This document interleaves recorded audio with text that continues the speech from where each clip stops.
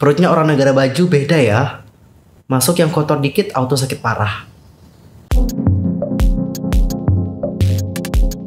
Hai guys, welcome back to YouTube Yusril Kim bersama dengan aku Yusril Kim. Nah guys, terima kasih banyak buat kalian yang sudah ngeklik video ini dan juga nonton video ini. Thank you so much. Dan aku doakan kalian yang nonton diberikan kesehatan, kebahagiaan dan juga God bless you.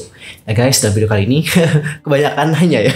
Sorry guys kalau kebanyakan. Nah mungkin itu adalah salah satu kebiasaan aku ya. Well, dalam video kali ini kita itu akan membahas tentang topik-topik yang lagi ramai banget nih diperbincangkan. Dan buat kalian yang gak mau ketinggalan informasi terbarunya atau gak mau jadi orang yang kudet nih, langsung aja subscribe channel YouTube ini dan juga bunyikan loncengnya. Thank you so much. Dan berikut adalah berita selengkapnya.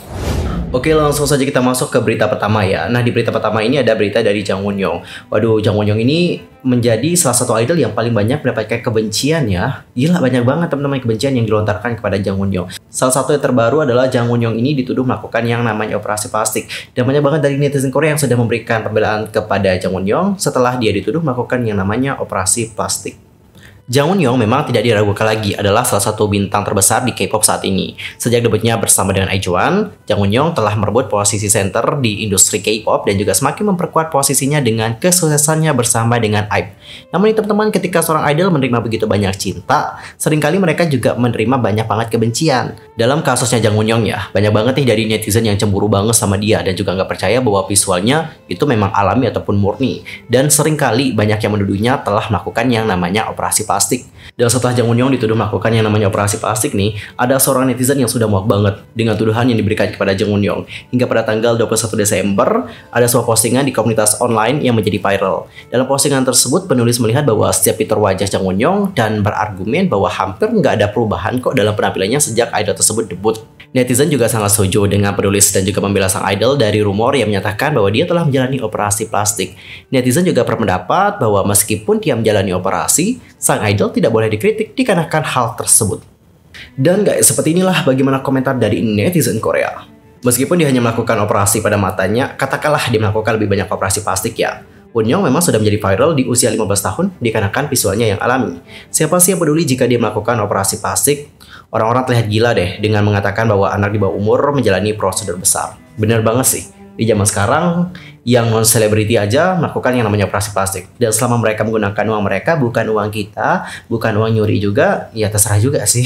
Ngapa kita jadi yang repot coy? Lanjut, kamu tidak bisa mengatakan Won-young melakukan apapun selain matanya. Dia terlihat seperti ini loh sejak SMP. Dia terlihat sama sih seperti sekarang saat dia bersama dengan IZ*ONE.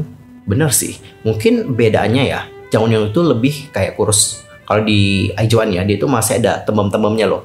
Lanjut, dia baru saja kehilangan lemak bayinya. Bener. Itu yang aku lihat juga. Mengubah gaya riasannya dan garis kelopak mata ganda. Dia tidak terlihat seperti dia melakukan hal lain. Lol. Bener banget. Buat yang udah ngikutin Jang Won-young sejak era Prodigy 48 pasti bisa melihat bagaimana perbedaan tersebut. Dia emang berubahnya itu di lemak bayinya doang, terutama di bagian pipi. Itu yang paling kentara. Soalnya kalau di IZ*ONE dia kan seperti yang udah aku bilang tadi, ngulang-ngulang lagi nih.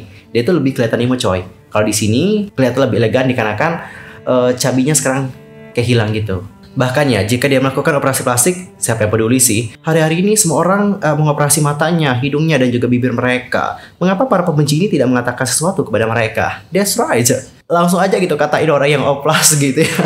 Pas ketemu orang yang oplas langsung aja katain. Kenapa gitu? Cuman Jang Won-young aja dikatain. Aduh, aneh banget sih guys. Dan bagaimana nih pendapat kalian mengenai hal yang satu ini? Langsung aja komen di kolom komentar ya. Next, kita akan masuk ke topik yang kedua. Kita akan membahas tentang New Jeans. Kalian tahu dong pasti New Jeans itu sudah merilis B-side dari album yang akan segera mereka rilis, yakni D2. Dan lagunya juga benar-benar bagus banget dan banyak banget yang suka sama lagu ini. Dan dalam musik videonya itu kan mereka pakai konsep yang ada yang kayak ngerekam gitu ya guys. Nah, dikarenakan konsep yang mereka pakai, ada yang menyamakan bagaimana musik video dari New Jeans dengan salah satu adegan di Infinity Challenge. Dan banyak yang menyebut bahwa musik video New Jeans yang di itu ini kayak menjiplak di bagian tersebut. Sebelumnya, MV itu milik New Jeans yang dirilis pada tanggal 19 Desember 2022 telah mendapatkan tuduhan plagiat terhadap adegan di salah satu episode dalam program Infinity Challenge. Nah, netizen juga membandingkan tangkapan layar dari masing-masing video tersebut di internet. Tak lama setelah tuduhan tersebut muncul nih, sutradara dari video musik Dito, yakni CEO rumah produksi Dolphiners Film, Shin Woo-sok merilis pernyataan melalui Instagramnya. Adapun untuk beliau mengatakan seperti ini, langsung aja kita baca. Ini adalah tulisan bahasa Koreanya dan aku akan bacakan bahasa Indonesianya. Karena kalau aku lihat bahasa Koreanya kagak paham coy. Nggak bisa baca, nggak bisa bahasa Korea. Aku mendengar bahwa ada kontroversi nih mengenai video musik di Tony Eugene telah melakukan plagiat. Aku ingin menjelaskan nih bahwa itu bukanlah plagiat. Jika ada adegan yang sama, tolong pahami bahwa itu merupakan kesamaan pada genrenya. Terima kasih. Bener guys, bener. Ini adalah salah satu kesalahan yang paling banyak dilakukan oleh para K-popers zaman sekarang. Kalau ada adegan yang sama sekilas nih ya, atau ada tempat yang sama banget nih teman-teman ya, itu pasti langsung dituduh plagiat. Belum aja dilihat genrenya seperti apa, belum aja dilihat ceritanya seperti apa, langsung dituduh plagiat. Dikarenakan ada kesamaan yang sekilas doang. Agak aneh sih yang zaman sekarang nih. Yang sabar ya pak, yang sabar pak. Next kita baca lagi guys ya. Aku hanya bercanda, oke. Tadi kirain bener ya bapaknya marah. Tetapi begitu banyak DM yang memberiku semangat. Jadi aku berada di posisi yang sulit untuk menanggapi. Waduh. Dan guys, bagaimana nih pendapat kalian setelah melihat bagaimana adegan di Infinite Challenge yang ini? Namanya Infinite ya, bukan Infinity. Sorry, ada salah tadi. Nah, kalau kalian sendiri nih, setelah melihat bagian dari Infinite Challenge dan juga yang di Tony Eugene, apakah kalian emang benar-benar sama banget nih? Ngambil temanya mungkin sama ya. Di era 90-an atau di era berapaan gitu, teman-teman. Setahu aku sih yang kalau kayak gini-gini era 90-an sih. Konsepnya kan agak klasik-klasik gitu. Nah, dikarenakan mereka juga pakai konsep yang klasik sama, ini yang membuat mirip. Dan kita akan lanjut ke berita ketiga. Kita akan membahas tentang Secret Number. Nah guys, kalian tahu nggak sih bahwa Secret Number itu sudah memenangkan 2 trofi di acara SBS Inkigayo. Nah, trofi yang mereka dapatkan adalah Hostage. Tebak. Pada tanggal 20 Desember 2022, Secret Number juga telah membagikan foto terbaru mereka di media sosial. Di TCS juga tampaknya sedang memegang trofi Hostage Inkigayo ke 1963 dengan lagu Tap. Adapun untuk mereka mengatakan, "Loki kami terbaik." Dan hal ini bukan pertama kalinya bagi Secret Number. Sebelumnya pada bulan Juni 2022, Secret Number juga telah meraih trofi Hostage Inkigayo menjadi girl group pertama yang meraih pencapaian tersebut. Hostage juga diketahui merupakan sebuah predikat yang diberikan kepada penampilan idol K-pop yang mendapatkan voting tertinggi dari para pemirsa Inkigayo. Sekali lagi, congratulations kepada Secret Number yang berhasil meraih trofi Hostage Inkigayo dengan lagu Tap. Wow, sekali lagi congratulations untuk Secret Number yang sudah mendapatkan trofi kedua untuk yang Hostage Inkigayo. Emang benar-benar bagus banget sih. Dan makanya kemarin juga dinominasikan ya untuk memenangkan acara musik. Dan jujur aku juga sangat bangga banget sama Secret Number dan juga para laki di tahun 2022. Dikarenakan di tahun 2022, Secret Number juga sudah sangat berkembang dengan pesat banget. Mungkin kalau di tahun 2021 itu belum terlalu ya. Karena di tahun 2021 kan mereka juga baru bangkit ya. Mereka juga mendapatkan banyak banget cobaan seperti itu. Namun di tahun 2022 mereka semakin kuat dan juga kuat, mereka makin banyak tawaran kerjaan, prestasi yang mereka dapatkan juga makin banyak dan juga terus berkembang. Wow. Dan kemarin kalau nggak salah mereka juga menang di Top 10 Awards atau apa itu aku lupa banget. Mereka juga dapetin trofi di sana.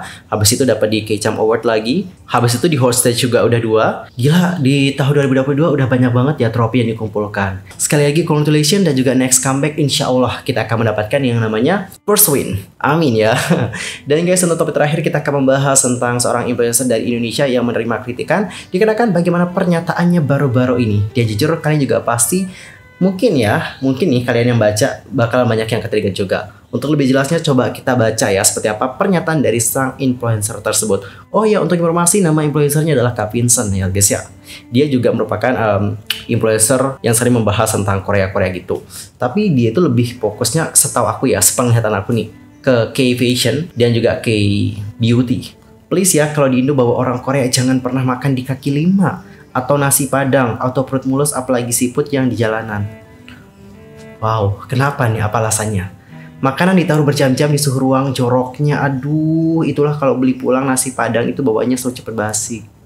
Perutnya orang negara baju beda ya. Masuk yang kotor dikit auto sakit parah.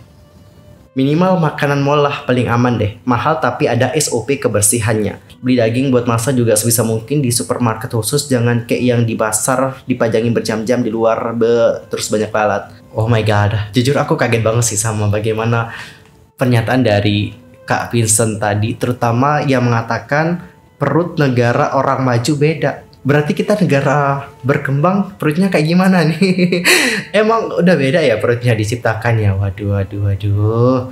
Dan coba sekarang kita lihat seperti apa komentar-komentar dari netizen Indonesia di komunitas online. Dan sekedar untuk informasi, komunitas online orang Indonesia itu seperti Facebook dan juga Twitter ya guys ya. Oke, dari siapa nih? Dari Parum Azula. Itu mah emang alergi aja kali, apalagi nyinggung siput ya. Orang Indo aja nih ada yang kagak bisa makan kepiting loh. Aku salah satunya. Kerang-kerangan juga nggak makan, bener, aku nggak makan seafood guys. Terus ya kalau soal nasi Padang tuh kebanyakan santan kan. Nah beberapa orang ada yang lactose intoleran, langsung mual. Gede banget lihat negara maju, orang Amerika, Inggris, Jepang aja makanannya gak jelas. Apalagi Jepang makanannya mentah-mentah. Bersih dari mana? Tergantung orang aja. Bener sih.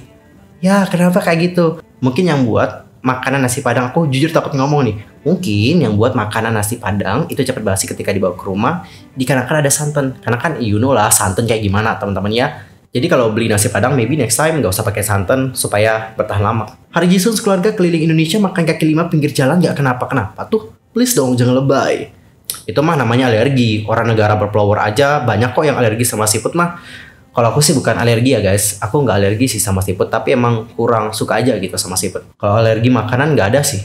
Sering nih lihat kontennya Om Kim sama Ojong Opa, orang Korea dia baik-baik aja padahal sering makan jajanan kaki lima. Bener. Dan guys, coba sekarang kita baca lagi seperti apa postingan selanjutnya dari Kak Vincent ya. Ini ada postingan dari followersnya mungkin atau temennya yang juga sudah berkomentar tentang hal tersebut. Jadi inget mantan Koreaku nih, dulu dikasih makan bakso pinggir jalan auto mules. Berhari-hari dan akhirnya berobat dia ke rumah sakit. Mungkin kepedesan gak sih makanya mules kayak gitu. Dan dia bilang aku tidak mau makan pinggir jalan lagi. Antara sedih sama ngakak sih. Sedihnya gak bisa ngajak pinggiran jalan.